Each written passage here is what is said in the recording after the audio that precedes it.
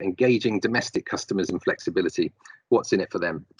Our agenda for today is pretty simple. A quick intro from me, and then we'll move straight to our guest speakers.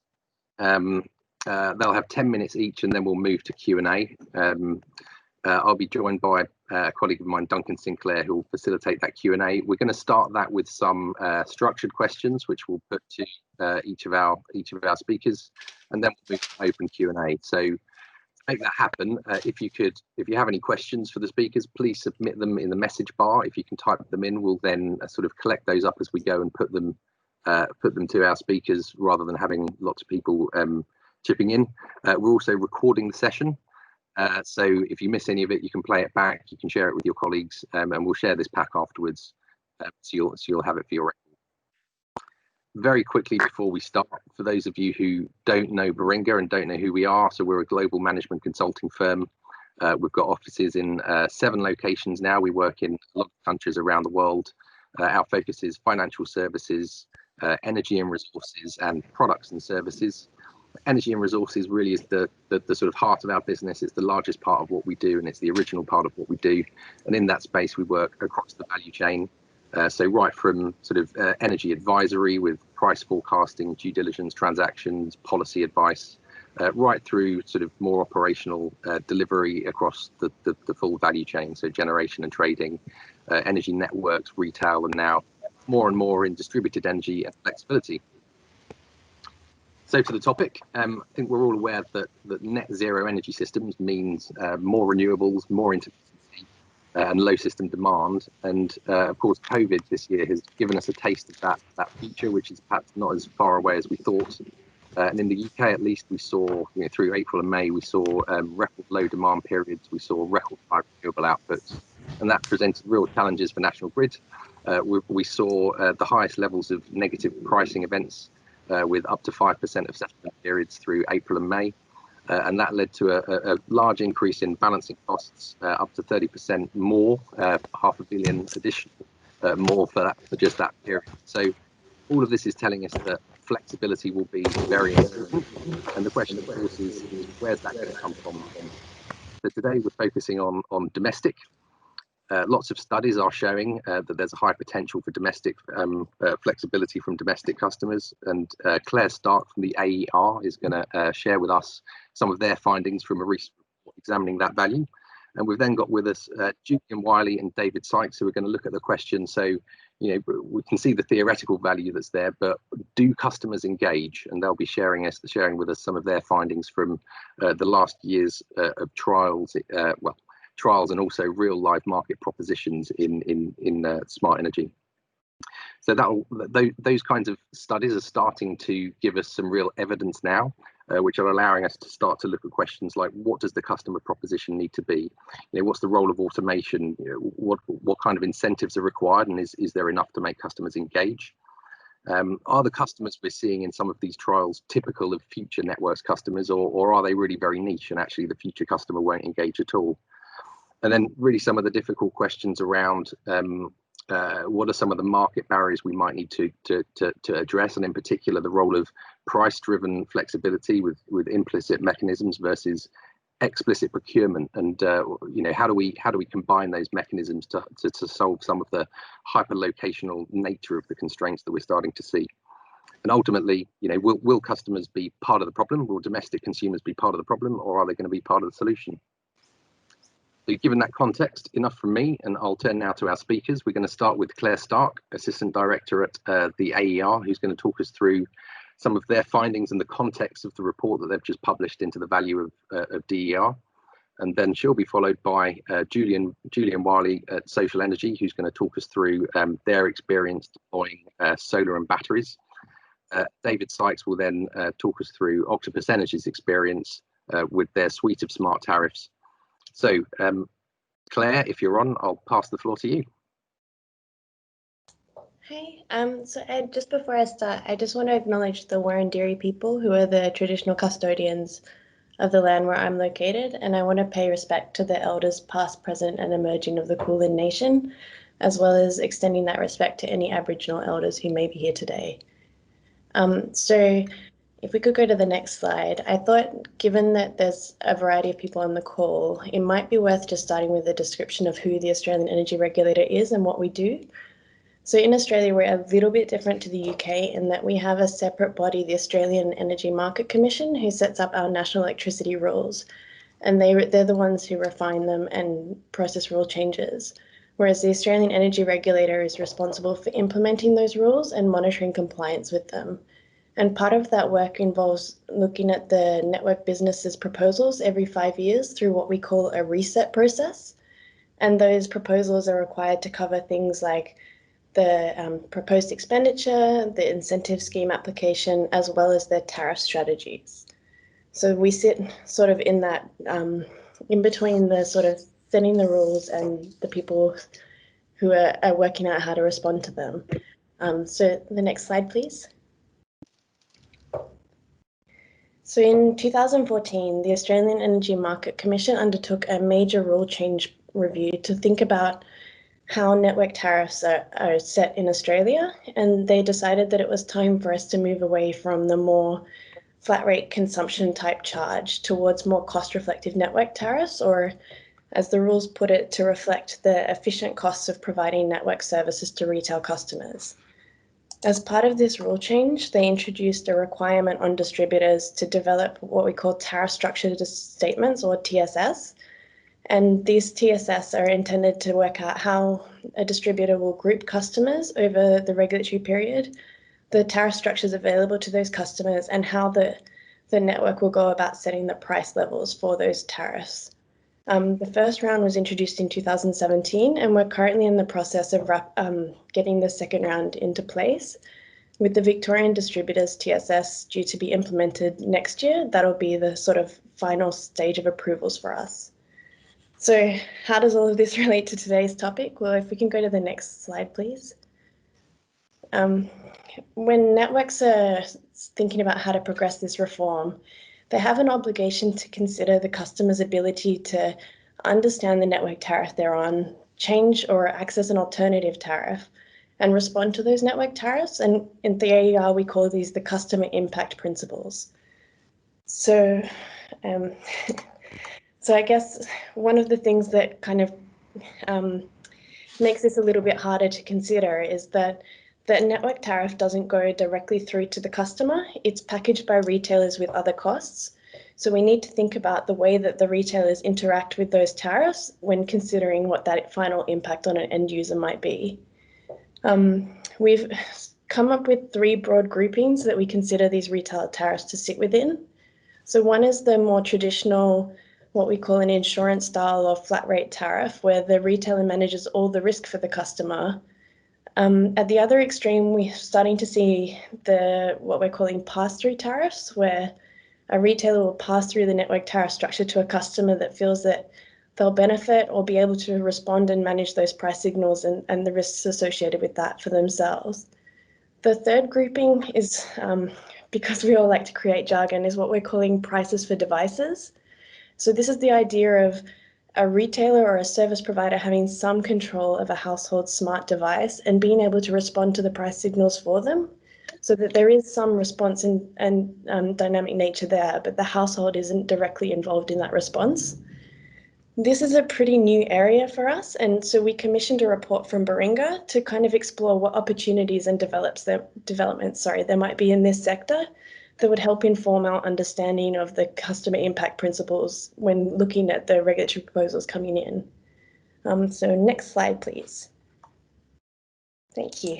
So we set Baringa the task of using some data collected by the Victorian distribution networks of their actual customers and the socio-demographic variables. So things like whether they have a solar PV, whether they have a pool that could be controlled, whether they have air conditioning, and ask them to look at if the customer's consumption is unchanged, if the nature of the devices that they have already are unchanged, so there's no investment in anything additional, what would be possible in that space? So using the forecast prices for the regulatory reset period, which in this case is 2021 to 2026, and assuming that households still remain sort of in the price takers marginal side of things, what potential value could be created for households from that model, and is there really an incentive for this sort of this part of the market to develop further?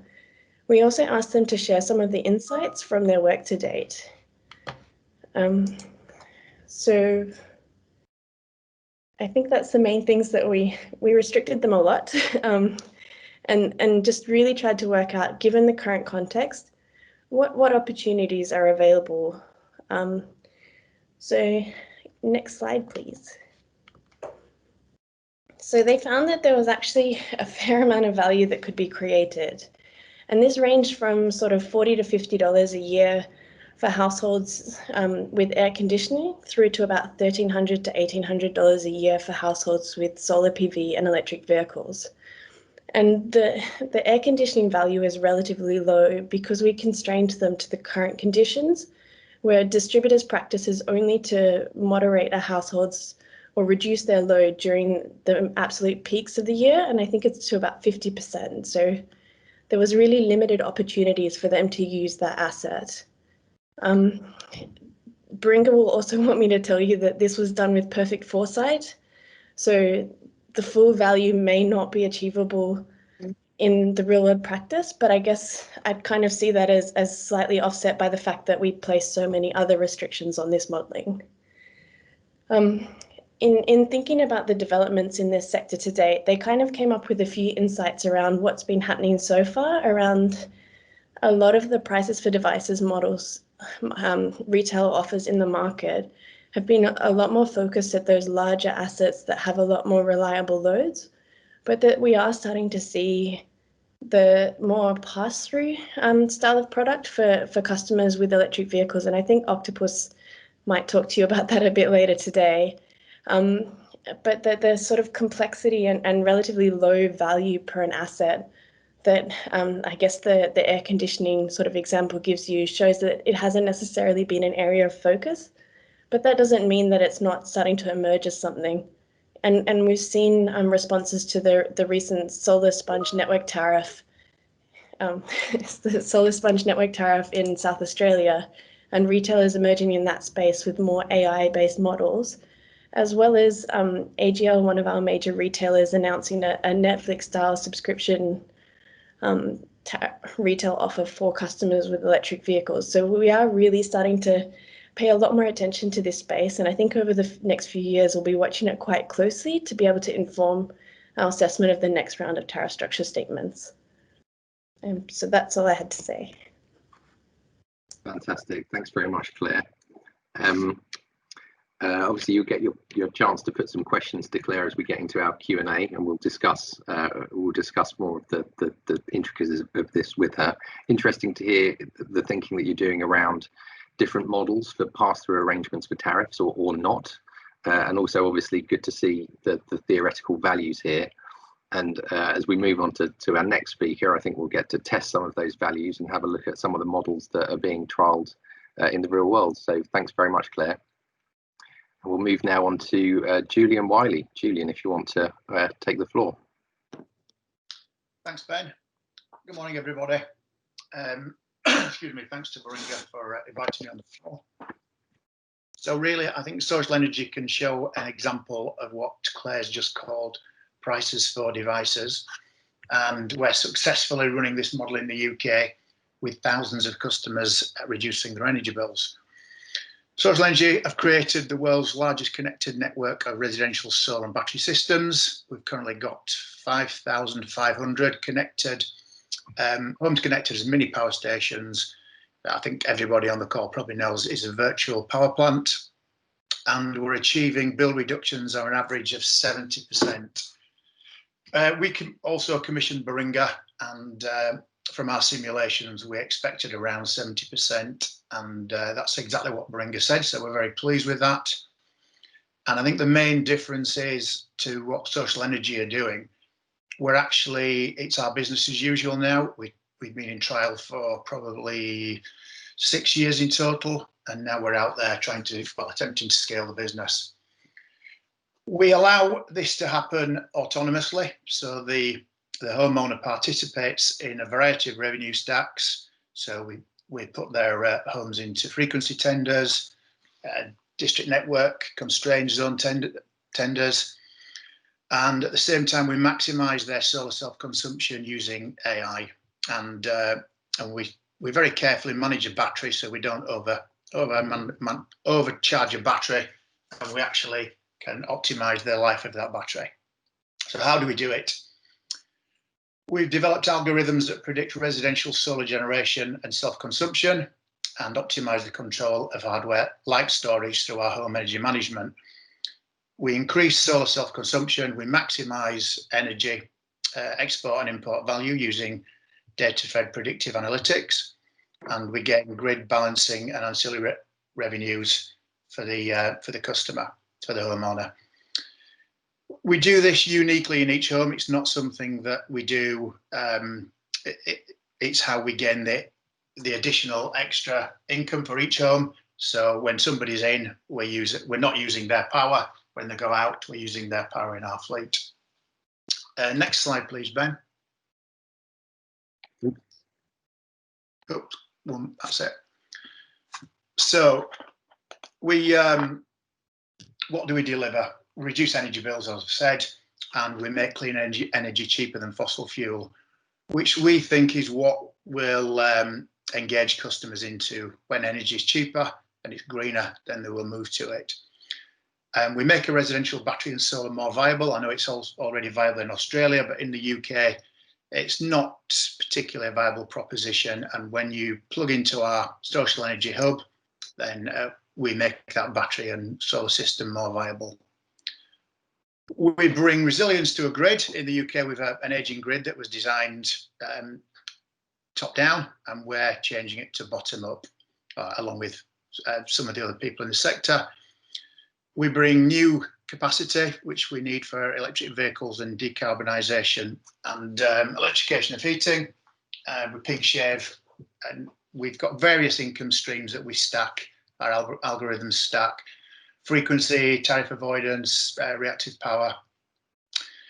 We reduce the need to upgrade grid infrastructure, and I think it's fair to say that we can make a retailer, an energy retailer, profitable on a small number of customers. So we help that customer save a lot of money, and then we take a share of what we save them. How have customers responded, which I think is probably the main topic of the debate. And domestic homes were quite slow to start. It's a very complex area for anybody to understand. And even this morning on LinkedIn, we posted a negative bill, and I've had a comment saying they don't believe it. But this is something that's happening, and people are seeing the reduction on their energy bills, and they also want to make a difference to climate change. So coupled with the concern over energy bills, it's actually starting to become real. The public are becoming more engaged. We sell mainly to the able to pay market. It's a good return on investment for the customer. It's slow to start, but if you factor in inflation over a long period, then it does make it a really good investment. And we see quite a lot of homes that are worried about energy inflation, and they see that as a very good investment to not only save the planet but stop their energy bills increasing. Housing association landlords, that's a big area for us. They have an obligation which our solution meets, and they have energy performance certificate obligations which they need to improve the performance of their homes, and they have to reduce fuel poverty, meet carbon targets. And crucially, we can allow them to do this with solar and battery and get an investment on their get a return on their investment.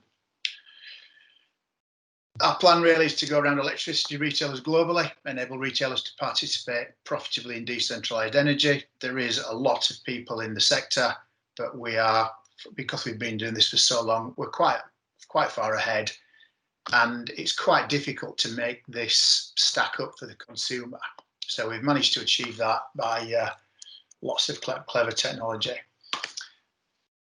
We also help grids and district network operators, supplying flexibility we won monthly tenders for frequency, recently weekly tenders for frequency, and we're the first domestic VPP to do that.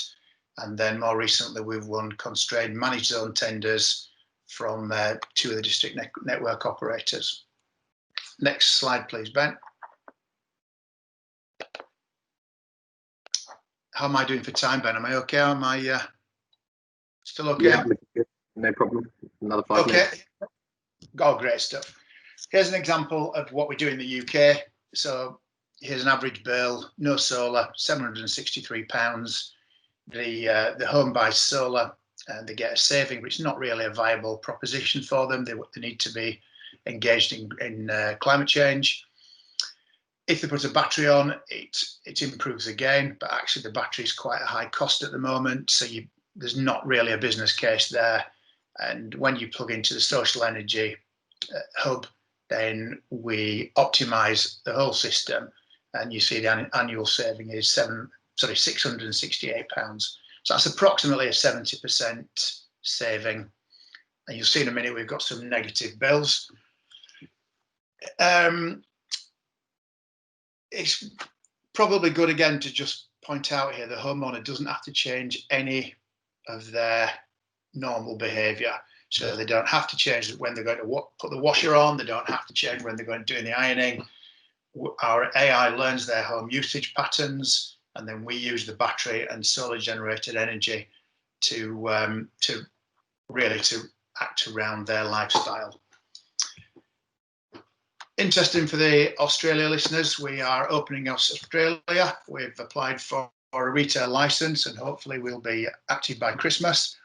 And you can see in a high irradiation or high insulation country, it's really quite spectacular savings. So this allows for a zero money down model.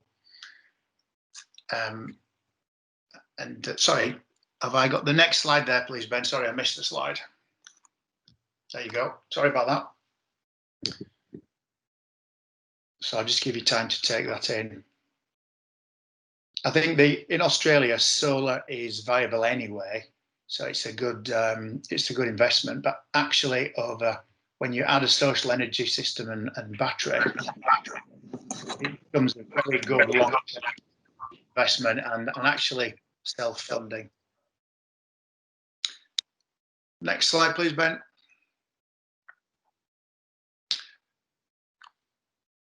So here's an example.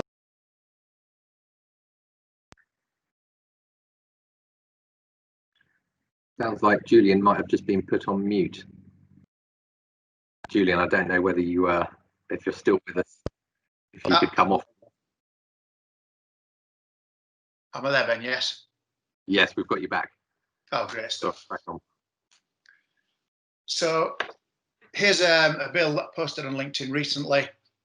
This is a customer who was paying £600 per year, and they reduced their energy bill down to £39.41, which is I think just under 10p a day to run the house.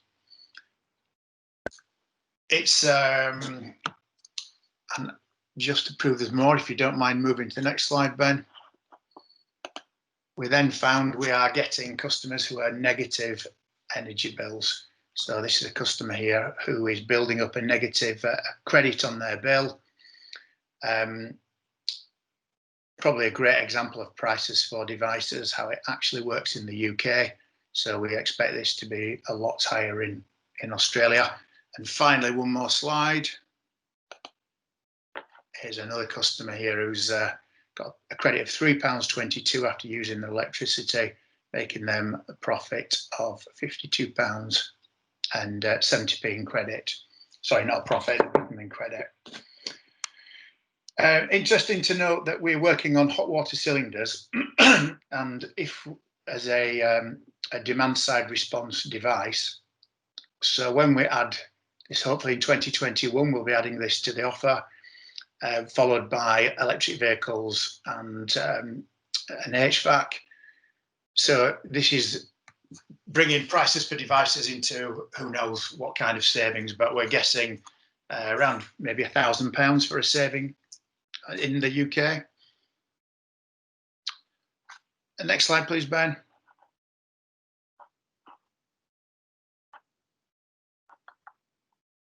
Sorry, have I missed one there? Did we go on? Yeah, sorry, the slide's wrong here. Just the previous slide was the performance to date. You can see the. Are you on that slide, Ben? I don't think you are. Sorry, that's it. That's the proliferation we have in the UK. That's 5,500 domestic solar and battery systems that are actually providing 4 megawatts of frequency capacity through the day. Again, an example of how we can become profitable without huge scale.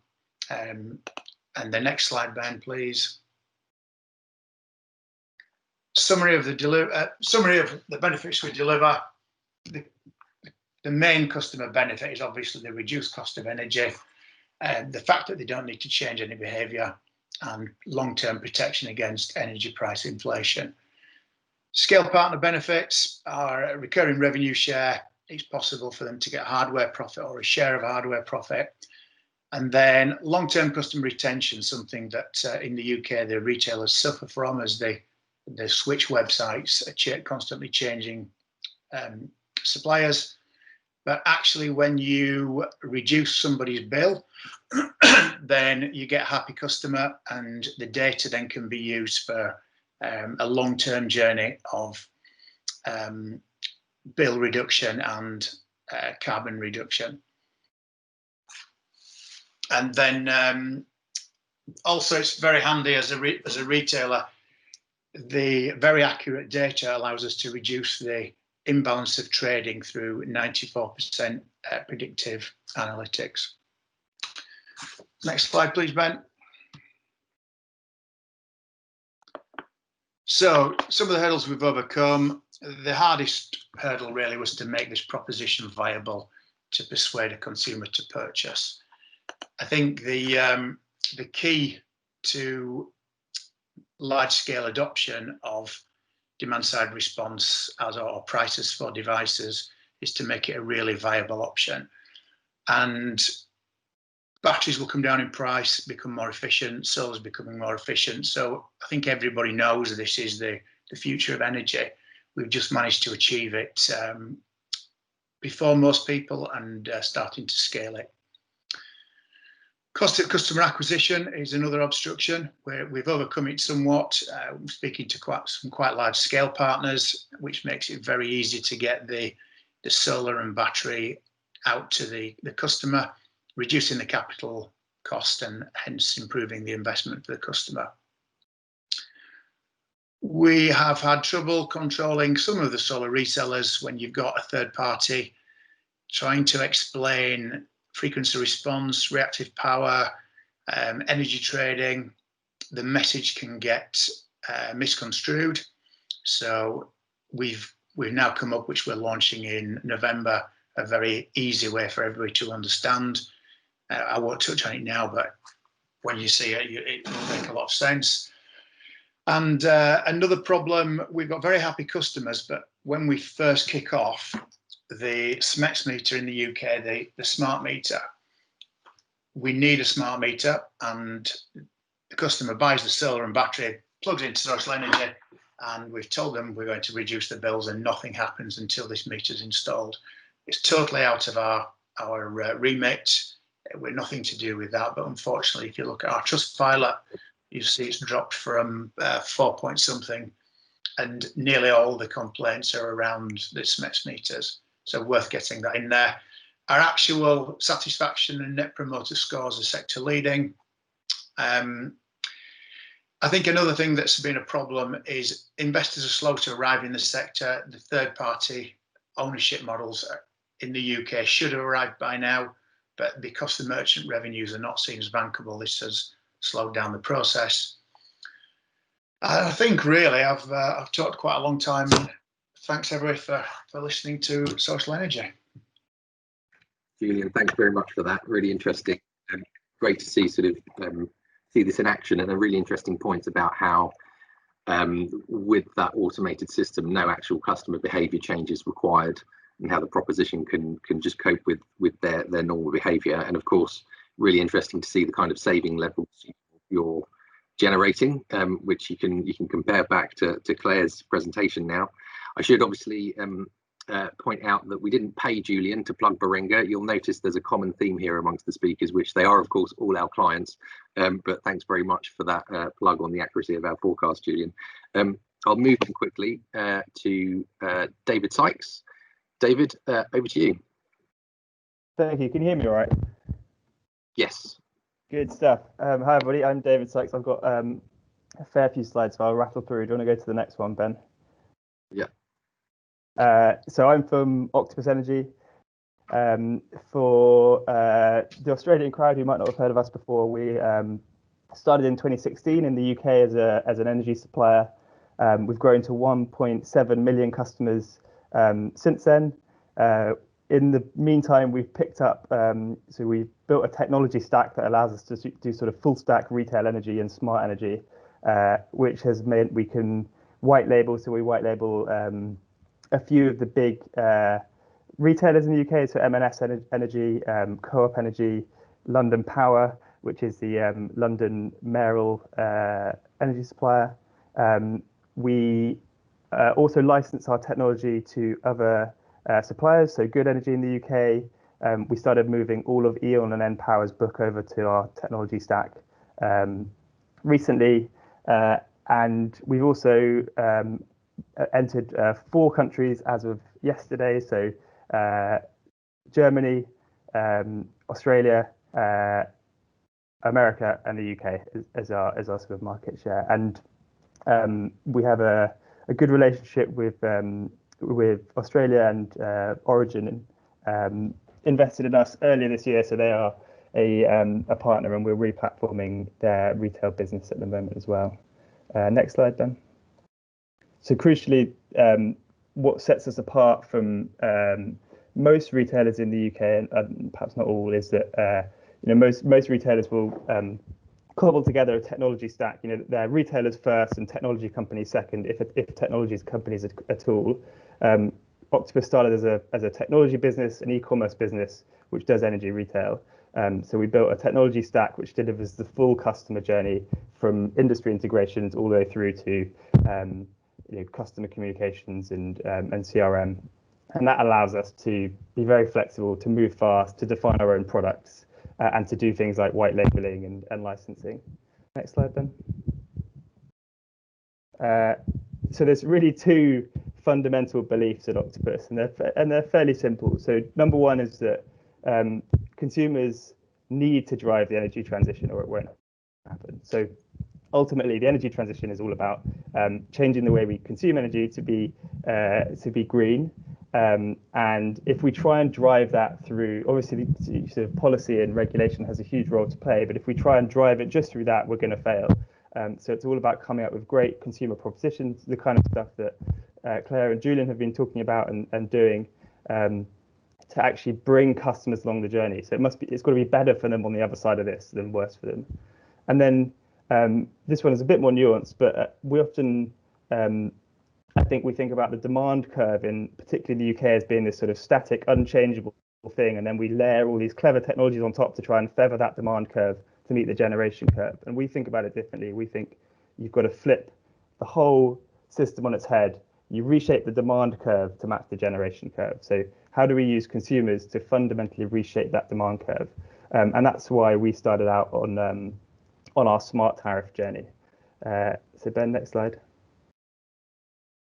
So I think the people in the UK will be familiar with the Agile Octopus, which is our half-hourly dynamic smart tariff, but we actually have a fleet of smart propositions that we that sort of appeal to different segments of the customer base. So the Agile tariff is a half-hourly dynamic tariff, so it matches to the settlement periods in the UK.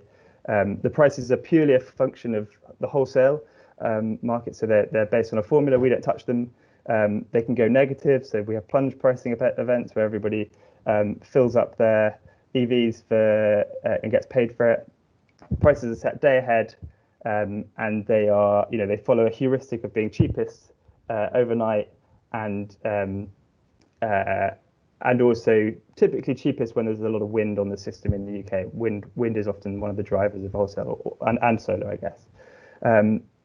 We also have a Octopus Go tariff, which is I think the most popular.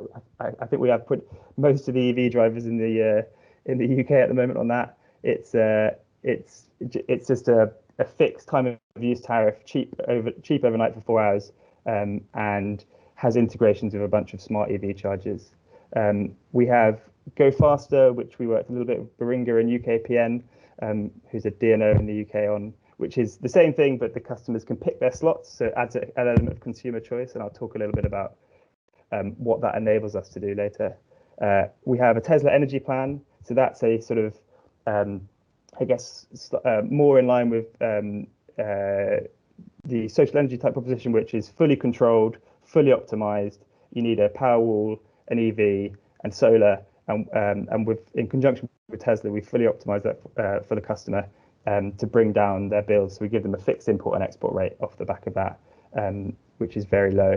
And then we firmly believe that this needs to be a symmetric system. So we've worked very hard. We led the market in export tariffs and export settlement. So actually, settling export is hard in the UK. And effectively, we have a tariff which is agile and reverse. So we'll pay customers to export at the best times of day. Next slide, Ben. So this is our growth in our smart tariffs. We're up to about 12,000 customers now, split across Agile and Go. Go's grown faster than Agile. I think, I guess there's a couple of points that it's worth pointing out in terms of customer proposition and growth. So firstly, we've learned that there's not one size fits all. And I think certainly regulators, policymakers, and sort of thinkers in the energy space, there's lots of sort of thinking entities in the UK, often like to try and prescribe what the customer proposition is, or like to sort of think about what the customer proposition might be. What we've learned from all other sort of successful consumer sectors is actually it's the retailers and consumers in combination who are best at deciding that. So I guess that's a crucial point. Another important point is that for ages in the UK, we've been fighting this battle, and Julia mentioned it a bit about how do we get people to engage in smart meters? How do we put smart meters on the wall? We had these quite silly characters called Gaz and Lecky who came on the TV and told us to put smart meters on the wall, but didn't tell us why. This is why people want smart meters, and we have a huge backlog of tens of thousands of customers who we're putting smart meters on the wall. These tariffs drive our smart meter demand. And that's really important because it shows that we've engaged customers. They really want the tariff, and they really want the smart tech that enables that tariff. Next slide, Ben. So I'll go through a few lessons learned over the years we've been doing this. So crucially, you need customer trust, and you need to do the basics right. So these are some shameless plugs of our Trustpilot and which recommendations and use which best suppliers, but it's important. So you can't control a customer's battery or give them a dynamic time of use tariff if you can't bill them properly and you don't answer the phones in time. That's crucial. You've got to get the basics right first, and having a good technology platform is crucial to doing the basics right before you do the more complex stuff. Next slide, Ben. We from the start decided to go and build an open ecosystem of technology. So we published our prices, and consumers can get their own consumption data over an API. And what that's led to is an ecosystem of people with incredible smart technologies, people like Omi who have like a smart EV charging cable, Tepio who do heat batteries, passive systems, heat, power volta and batteries. All integrating with the tariff, saying how do we get our customers on this tariff, and how do we make them use energy in a smart way? We also have a whole bunch of different ways that actually our customers and other people have built to interface with the tariff. So people have built Apple Watches, Alexa apps, if this and that. Someone even in the top right built a command line interface to interface with our tariffs for the very niche group of customers who want to do their energy over the command line. Next slide, Ben. So these are some results from some work we did or have been doing with Baringa. It's quite a busy slide, so I'll go through it slowly. But Ben, I don't know, are you controlling the mouse? I wonder if you can sort of mouse over some of the lines. So the black cross line, the black cross line is that one there. That's a typical household with an unmanaged EV. So that's customers who are getting home, charging when they get home on top of a domestic household. So you can see it's a nightmare for network operators because it adds more to the evening peak. The second black line, which is sort of buried in the middle, is the aggregate results from I think about 3,000 agile customers. And what that shows you is that it's incredibly flat. Its lowest point in the day is at the start of the peak period. And what it is customers optimizing their consumption demand across a whole bunch of different technologies. It might even be just moving when they do their washing, to minimize their cost, and in doing so they minimize the impact on the system, which is really important, and they maximize their consumption of energy when renewables are cheapest. And then you can see the other lines are a split of the different technology stacks that our customers have. So you can see the best performing is a battery and solar, and they're getting their consumption close to 0 kilowatt hours in peak. And I'll talk about the sort of secondary peak effect later. But what this does is it massively reduces impact on the grid. Next slide, Ben. We might be on a bit of a 2-minute warning here, David. That's fine. So what we've learned also is that the new normal is customers with LCTs and automation. So we've seen a growth in the amount of sort of automated devices in our fleet. What we've also learned is that EVs, engagement isn't a static dimension of a customer. Engagement is very much a dynamic dimension of a customer. And when they get an EV, suddenly they go, right, where do I get the best tariff from? They start to learn about smart tariffs. They get on Go, then they get onto Agile. They want a smart meter, et cetera, et cetera. So it's really a journey that we're taking customers on. Next slide, Ben. Crucial point here is that, so this is the black line is our Go tariff, and you can see that all the customers have moved all of their EV charging into the window. It's unbelievably effective. But what it does is it creates a secondary peak, which is a problem for networks. And so we've been working with UKPN and Baringa to find ways to reduce that. We have a Go faster tariff where we spread out the windows and we get customers to choose the windows, and we reassign customers across windows, and we've reduced the peak. So thinking about cooperation is super important, I think, and something that certainly in the UK, the regulator isn't thinking hard enough about. Next slide, Ben. So here's our list of gripes and why this isn't happening fast enough for transition. So in the UK market, there's a big erosion of dynamic price signals, particularly in network reform, which is a problem. It massively reduces the sort of cost reductions you can give to a customer. There's a sort of misnomer of cost reflectivity, which I think economists love, and as a concept is great, but it only works if you can actually quantify your costs. And if you don't understand what your network is doing when it's using energy, etc., it's very difficult to actually have true cost reflectivity. So that if you're going to do that, then it needs to be done in a sort of more dynamic way.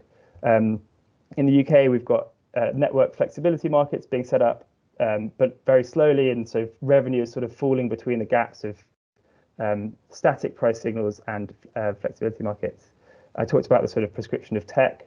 It's crucial that retailers do that.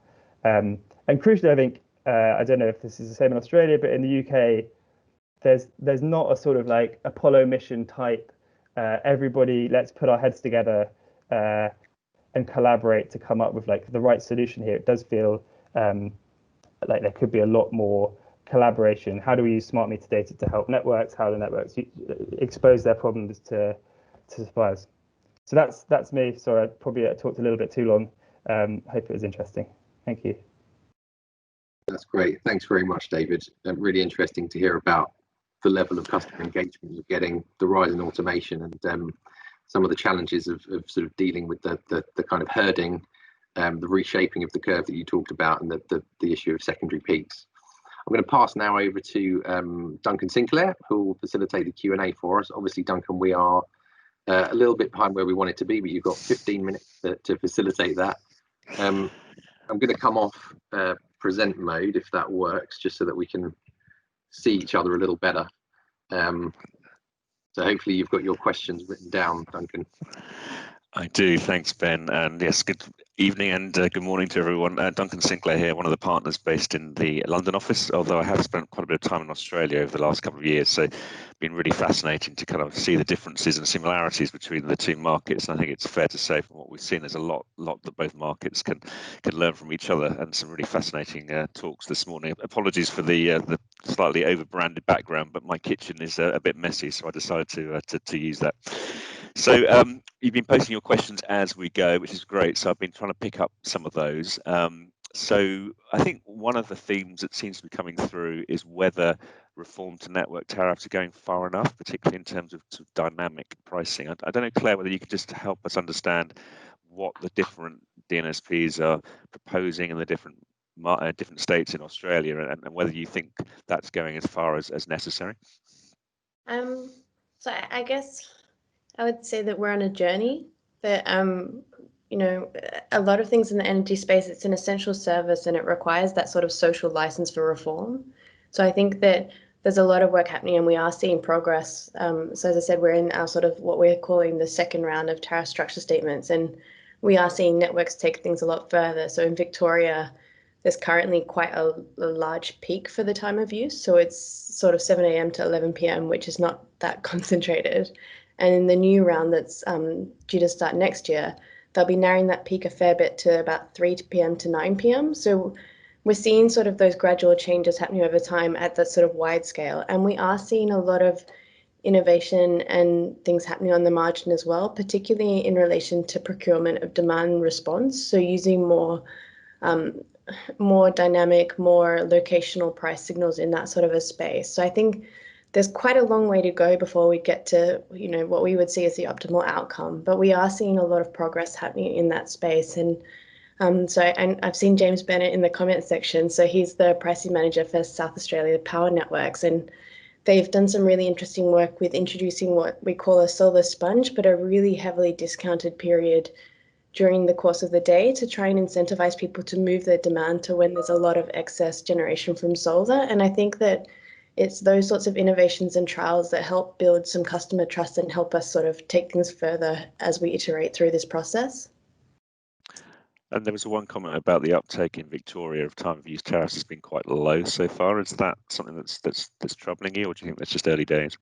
So I guess we put out our draft decision this morning, so I can talk a bit more freely about this. But for the assignment practices, it tends to be for network tariffs that we sort of promote assignment on the basis of people changing things. So whether it's a new connection to the grid or someone changing the nature of their connection as being a point that they're a bit more engaged with the market anyway. And on the basis of the sort of data from the Victorian distributors, that sort of process would only get us to about 10% of customers by the end of the next 5 years, with cost-reflective network tariffs feeding into their retail bill. And that's sort of in comparison to states like South Australia and Queensland, where we'd be up sort of at 1 in 3 or 1 in 2 customers. So one of the things that we're looking at is whether there could be reassignment of customers on these older time of use tariffs and other tariffs towards these new, slightly more targeted options to help make that a bit more like 1 in 4 customers, or 26%. But as I said, it's really a question of that social license of bringing people along and exploring what the impact is, and then making sure that that trust and that sort of those structures are there to help facilitate that sort of a change. Okay, thanks. And David, you kind of talked about cost reflectivity, and I think we've seen that the Ofgem in their charging reforms probably ruled out dynamic time of use tariffs for now, just given the complexity. What's your thought on that? Do you think that's the right call, or do you think there is a possibility of going faster on this sort of stuff? I think you know my answer to that, but I think it's definitely the wrong call. I think the problem we have is that we're held back very much by the IT systems and billing systems, and actually the monitoring of the network. And I think what there's been a huge amount of work in the UK on like what we should be doing with tariffs, and we're landing at a place which is like maybe adding a seasonal effect to what we're doing already, which is just not far enough. And the key, I think, for us is that recognizing, yes, we have some problems now, but if we design a system that can adapt to dynamism, so if you work on a half-hourly framework where the time bands can change year on year, and everyone designs their billing system, and we can go down to the M-pan level if needed.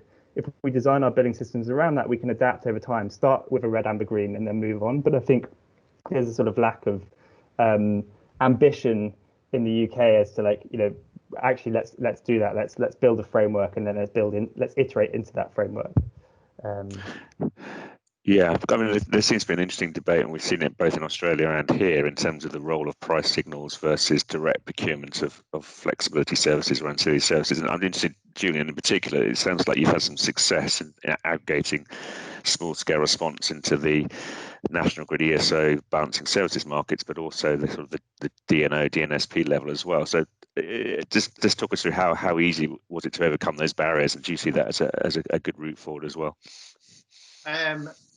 It was certainly not easy. I think we pioneered a lot of it, and we did expect. I think it's 2 years since we gained the frequency we passed the specification to a frequency market, and I think there's only Centrica followed us so far in a small trial. So it wasn't easy. You do have to come over a lot of hurdles. It's very easy large scale, but in domestic, it's been difficult. But we've overcome that challenge. The constraint managed tenders were fine. Small problem with COVID, because it's hard to sell postcode specific when you have lockdowns. I'm very positive about the way the energy system's going. One thing I probably didn't touch on is I do feel that National Grid, Ofgem, BEIS, everybody is facilitating the transition to new energy, and in particular coming from a different sector. It's brilliant to see the. Sorry, I hope I've not lost you there. Sorry, I am just. It's brilliant. We can see. You can see me. Sorry. Yeah. It's great to see the regulators working for new energy, and obviously the same in Australia. So we react fantastically to price signals. Our AI is constantly watching the market, predicting the market, and minimizing the customer's energy bills, and actually optimizing the grid. I think the peak problem's not. I did read somewhere, I think it was 6% the peak time, where we don't want to be upgrading infrastructure for just 6%. So shifting demand through batteries and solar and heat pumps and EVs is exactly the right thing to do. Great.